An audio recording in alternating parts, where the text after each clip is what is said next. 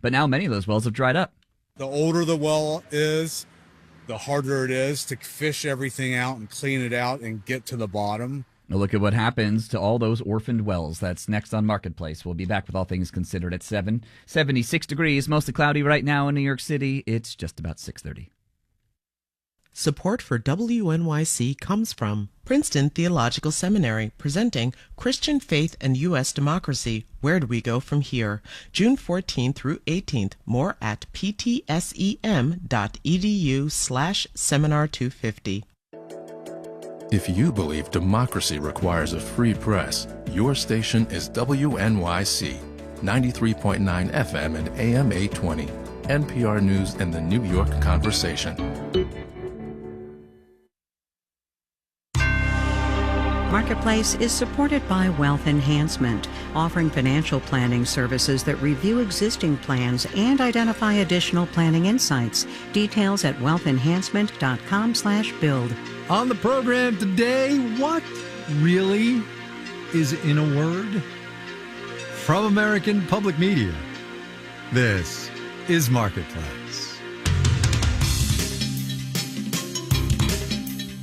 Marketplace is supported by Condor Airlines, offering nonstop service to Frankfurt, Germany from 8 U.S. gateways, with connections to European destinations like Venice, Barcelona, Budapest, and more. Learn more at condor.com. Condor Airlines, welcome aboard. And by Odoo.com, offering integrated programs for sales, customer relationship management, inventory, and other business operations, designed to work together as a customizable software suite. Odoo, all your business on one platform. And by Schwab. With the Schwab Teen Investor Account, teens can gain hands-on investing experience. It's co-owned by parents and teens, so parents can monitor the account while teens learn how to invest and manage money. More at Schwab.com. In Los Angeles, I'm Kai Rizdal. It is Tuesday today. This one is the 2nd of June. Good as it always is to have you along, everybody. What I'm about to say is perhaps self-evident, but bear with me here for a second, would you? Words have meaning. I know, basic, but important. Our words of choice today are wages and income. As we were saying yesterday, we're going to get an update on worker wages on Friday when the May unemployment report lands. But as Marketplace's Justin Ho reports today to get us going, economists and analysts are keeping an eye on incomes, too. Every month, the Bureau of Economic Analysis offers up a few different ways to measure people's income. There's total personal income, there's income after taxes, but neither of those gives us a clear picture of what's going on with the labor market because they include payments from the government that are not wages. So the BEA offers another measure of income. Personal income excluding transfers like Social Security payments and so forth. That's Menzi Chen, an economics professor at the University of Wisconsin-Madison. If you're trying to get at the sort of underlying state of the private sector, personal income, excluding the current transfers, is more useful. Right now, that number is telling us that income has been falling. It peaked back in September. Shannon Grein is an economist with Wells Fargo. She says one thing that's dragging it down is inflation. Higher prices are eroding a lot of the purchasing power of households, which is obviously a challenge. Grein says wage growth is slowing too because demand for labor is weak. No matter how you want to characterize it, the labor market has moderated over the past number of years, right? We're basically at stall speed in terms of hiring. The latest openings data suggested a little bit of a pickup, but openings remain lower than they've been. This decline in income could drag the rest of the economy down with it. Kate Bond, chief economist with the Institute for Women's Policy Research, says that's because personal income is a leading indicator. And when we have declining personal income, that is going to mean that particularly people with less wealth are going to have to either reduce their spending or have more debt to maintain their family consumption. And that's going to ripple outward. In a consumer-driven economy, when people have less disposable income, they're spending less. And so there's less economic activity generated, broadly speaking. The economists at the National Bureau of Economic Research keep a close watch on personal income excluding transfers because it can be one indicator of when a recession is starting. I'm Justin Ho for Marketplace. Wall Street today, traders sent the three major indices to fresh record highs, but they did it without a whole lot of enthusiasm. We will have the details enthusiastically when we do the numbers.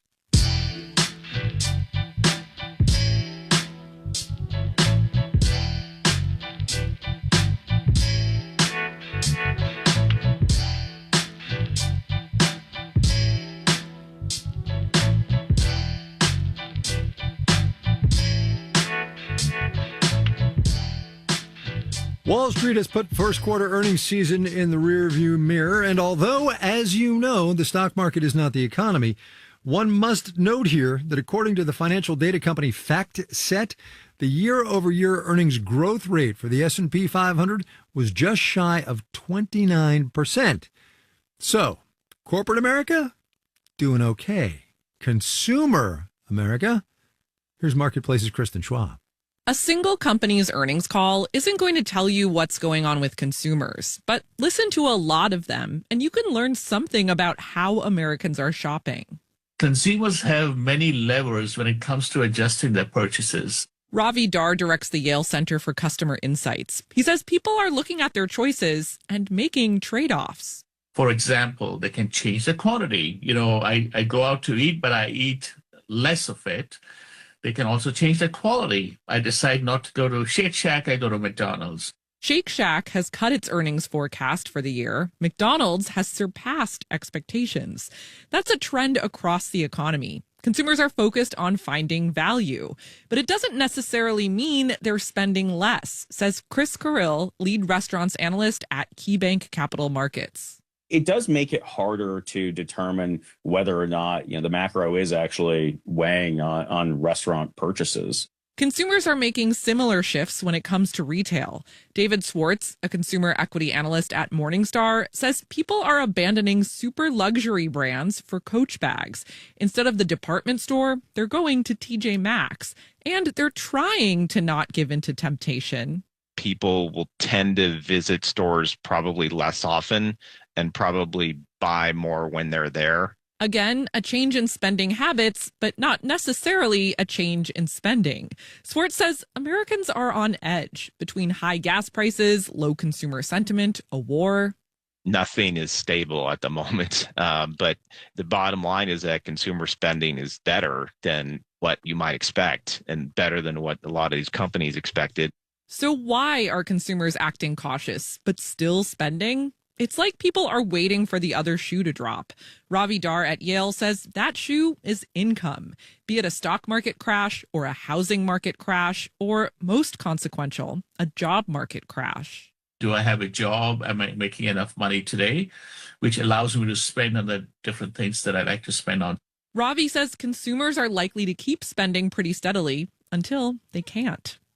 I'm Kristen Schwab for Marketplace.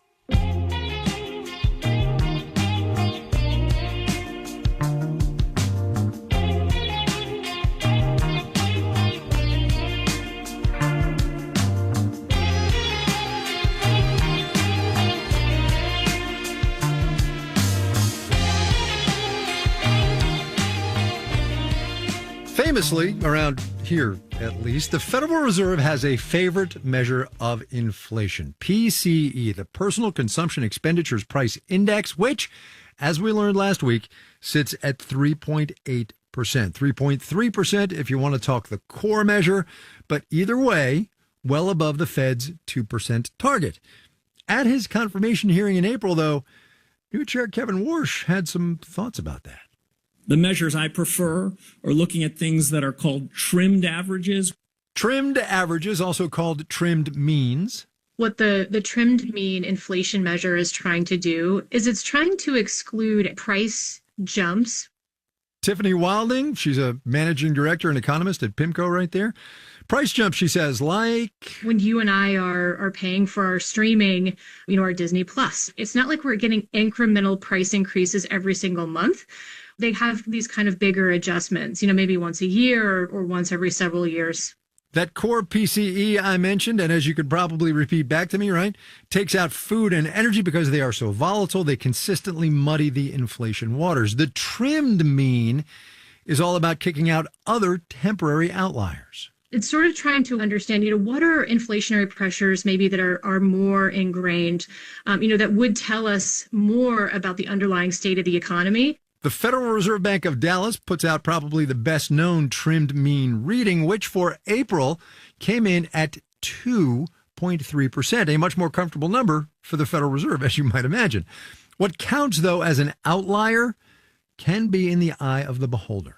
The way the Dallas Fed trims PCE measure is it essentially trims 24% off of the top and 31% off of the bottom. That's more than half of the measure. Vikas Patel there, an analyst at Employ America. And it's asymmetric, which means you're throwing out more of the inflationary measures rather than the ones that are bringing inflation down. How you trim matters substantially. If you look historically, it's actually the historical bias of that measure is to be above core inflation. So just because the trimmed mean is under core today doesn't mean, in 6 months' time or even a year's time that it'll still be there. Think about what we've heard from now former Chair Powell for years and years. More data. So just, give it some time.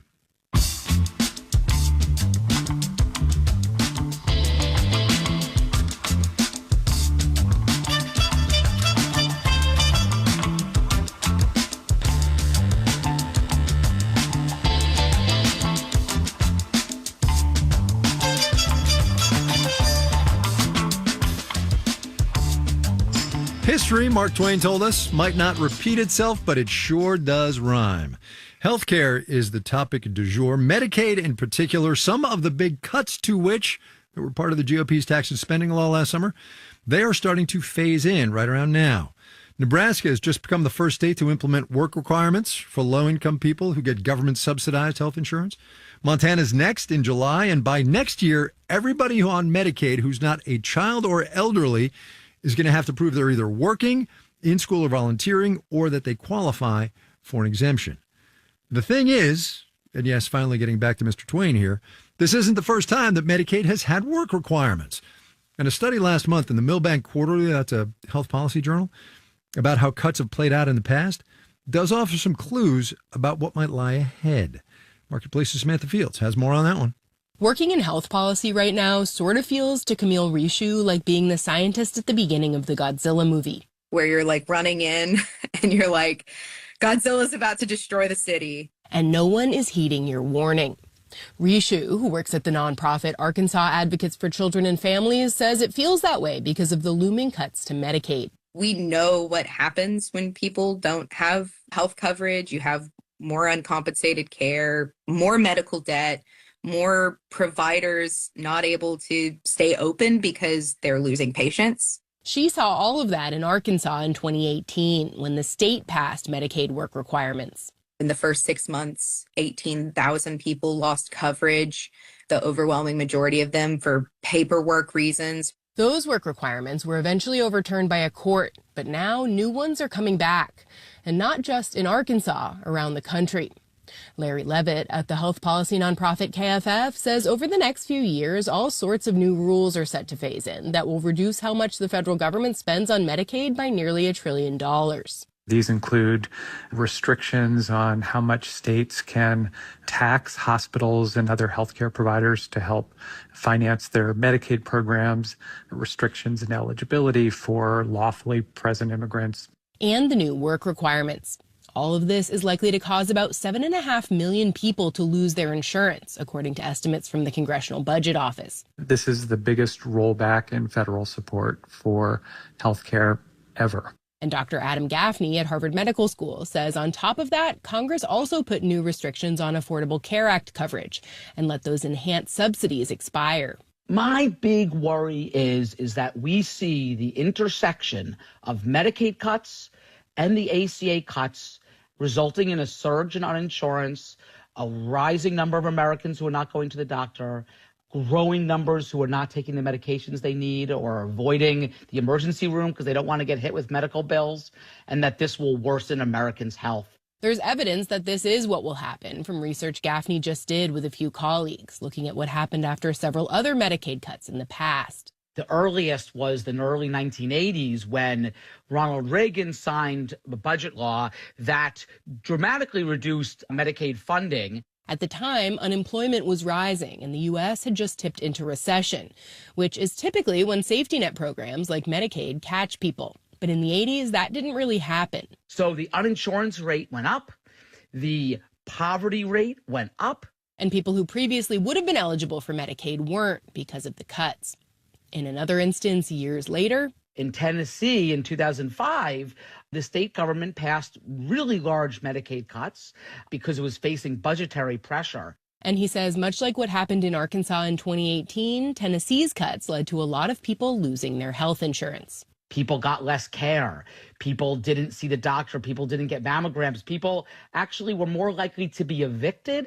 And a couple of studies indicate they were also more likely to die. Camille Rishu in Arkansas says this all leads her to believe one thing. This is a bad policy that they're implementing. Past experience shows most people who lose their coverage because of Medicaid work requirements are actually eligible. They just struggle with the paperwork and red tape. There are some ways that you can kind of mitigate harm. We're urging states like ours to make the burden as little as possible.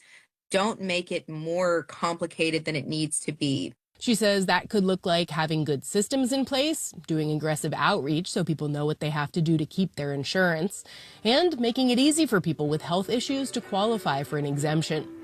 I'm Samantha Fields for Marketplace.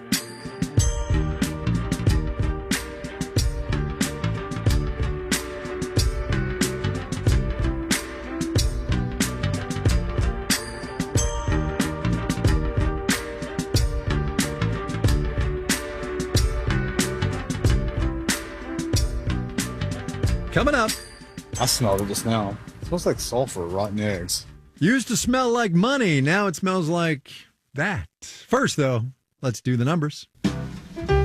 So here we are, enthusiastically. Dow Industrial's up 228 points today, about 0.5%, 51,307. NASDAQ up 7 points. We'll call that flat percentage-wise, 27,093. The S&P 500 up 9 points, about 0.1%, 76.9 there. Kristen Schwab was telling us about what first quarter earnings reports have to say about the state of consumer America.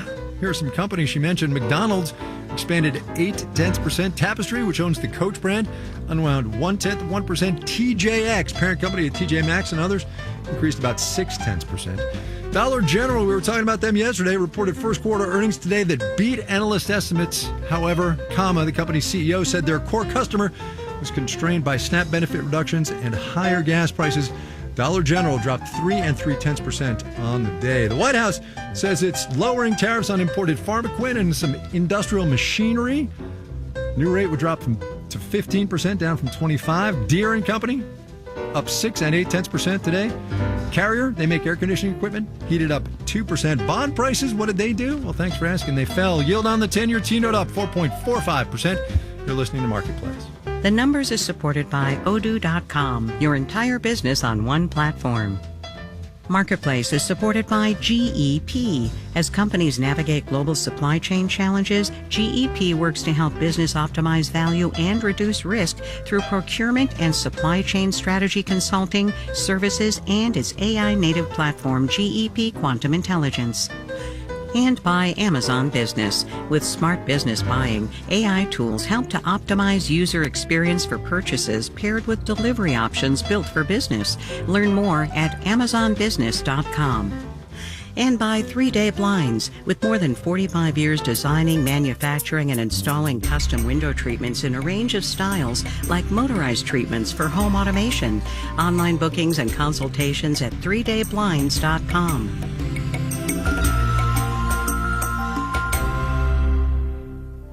A hunger strike over the conditions inside an immigration detention center in New Jersey has brought days of protests to Newark and made the Garden State the next front in the country's ongoing immigration debate. Join me, Michael Hill, for the next edition of Ask Governor Cheryl. We'll talk about the latest out of Delaney Hall, World Cup preparations, and her efforts to plug a multi-billion-dollar state budget gap. And we'll take your calls. Ask Governor Cheryl, tomorrow night at 7 on WNYC. WNYC is supported by Brooklyn Solar Works, a Brooklyn-based solar firm working to bring custom rooftop solar to NYC homes and businesses. Details at brooklynsolarworks.com. You're listening to Marketplace on WNYC. All Things Considered is coming up at 7 on the show this hour. The Justice Department is no longer moving ahead with its controversial $1.8 billion anti-weaponization fund. We'll have that story and much more coming up in the 7 o'clock hour of All Things Considered. Stay tuned. This is Marketplace. I'm Kai Ryssdal.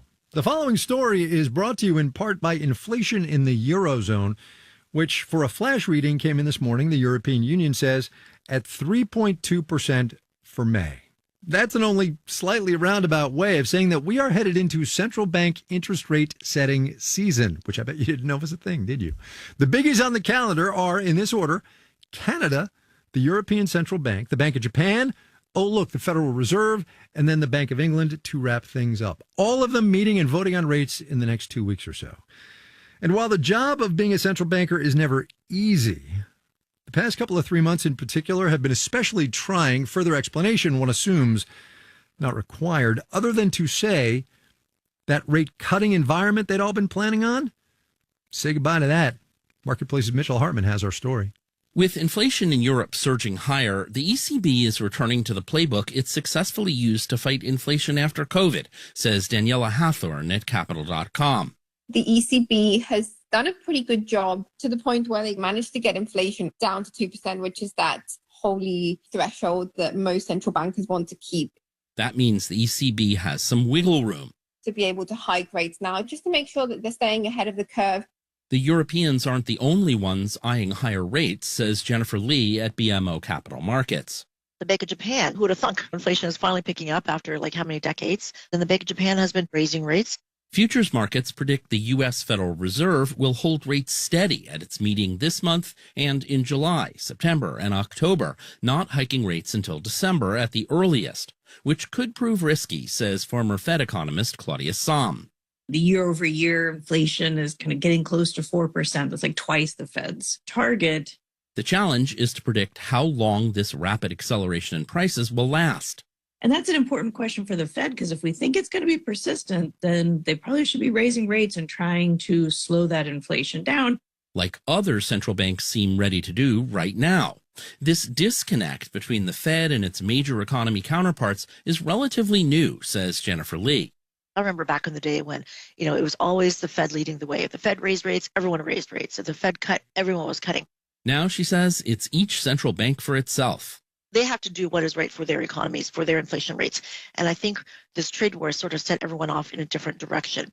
I asked her, do you think the new Fed chair, Kevin Warsh, will be influenced by other central banks' rate decisions? I don't know if he's going to care. I mean, given all the commentary that we've heard from him, I don't think he does. One voice he probably does care about, the president's, says Daniela Hathorn. He was appointed by Trump. We know that Trump has been calling for lower rates for a while. Of course, you can't ignore the data. She warns if Warsh does, holding out for rate cuts in the face of resurgent inflation, it'll undermine the Fed's credibility globally. I'm Mitchell Hartman for Marketplace.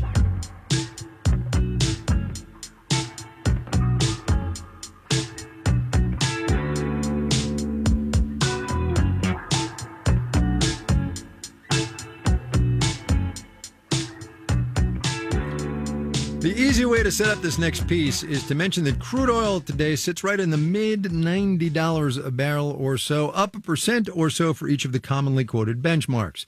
But that doesn't really do justice to the subject at hand, which is the lasting legacy of oil production, in this case, in the great state of West Virginia. Starting back in the mid-1800s, speculators drilled more than 100,000 wells there. Most of them, as it happens, stopped actually producing oil decades ago. And by law, that means the companies that own those wells have to plug them. Let's just say that law has been honored in the breach. And today, West Virginia has one inspector for every 6,700 wells. And to boot, most of the 100,000 or so wells that do need to be plugged haven't even been recorded. From the mountains of West Virginia, Marketplace's Kelly Wells explains.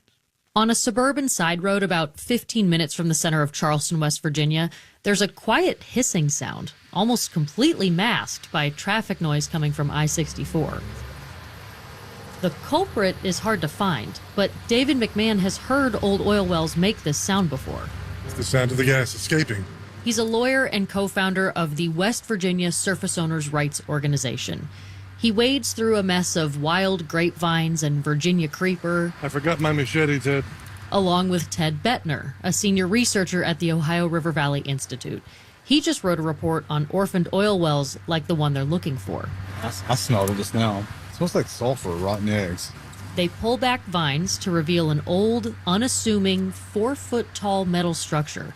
It looks like a scuba tank topped with some metal connector pieces. Turns out it is an oil well from 1939. It likely stopped being useful decades ago.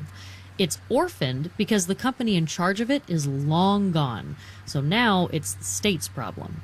When wells like this one sit unplugged, hissing and smelling, lawyer David McMahon says they cause a whole host of problems. Methane leaks out of them into the atmosphere. Methane as in the potent planet-warming gas, major player in climate change. But also oil and water can leak out of them onto a farmer's land. Poisoning soil and water, harming crops and livestock. They can have problems with the coal seam that they penetrated. Because if a coal miner runs into an oil well, it can explode or leak and poison the people working down there. The methane can go down into people's groundwater. I've seen people light their faucet in their sinks. And flammable drinking water is bad. The reason the state hasn't plugged this well, it's really expensive. You're looking at anywhere from $100,000 to $125,000 on average. Ted Bettner with the Ohio River Valley Institute estimates in his report that statewide there's about $5 billion of plugging to do. The older the well is, the harder it is to fish everything out and clean it out and get to the bottom. Most wells in the state are undocumented, but the number the state knows about has been going up, according to Bettner's report.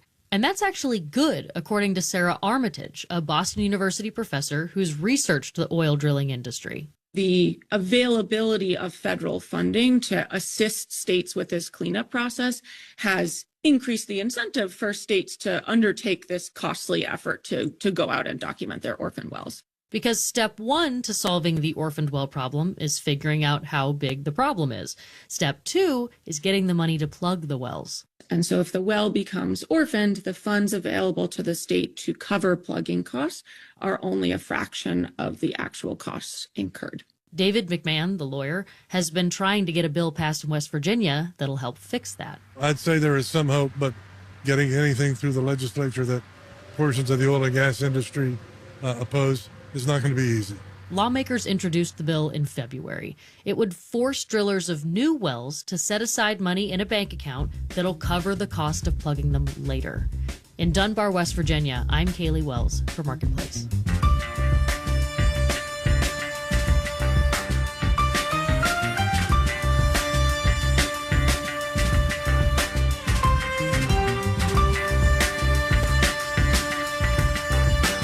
Marketplace is supported by Sendoso.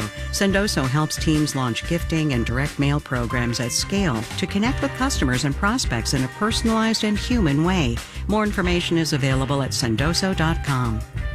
And by Solidigm, offering solid-state storage solutions optimized for AI with higher capacities, greater speed, and energy efficiency. Solidigm, AI data infrastructure built on a solid foundation. Learn more at storageforai.com.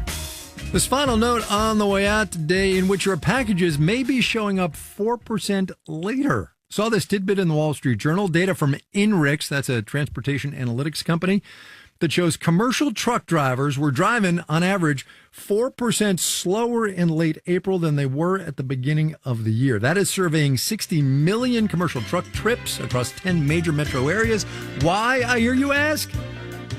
Diesel right now up 44% from before the war.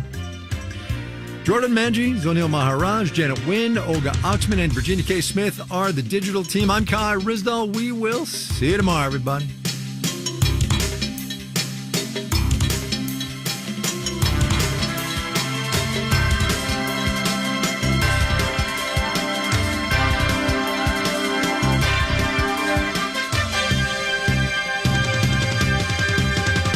This is APM. WNYC supporters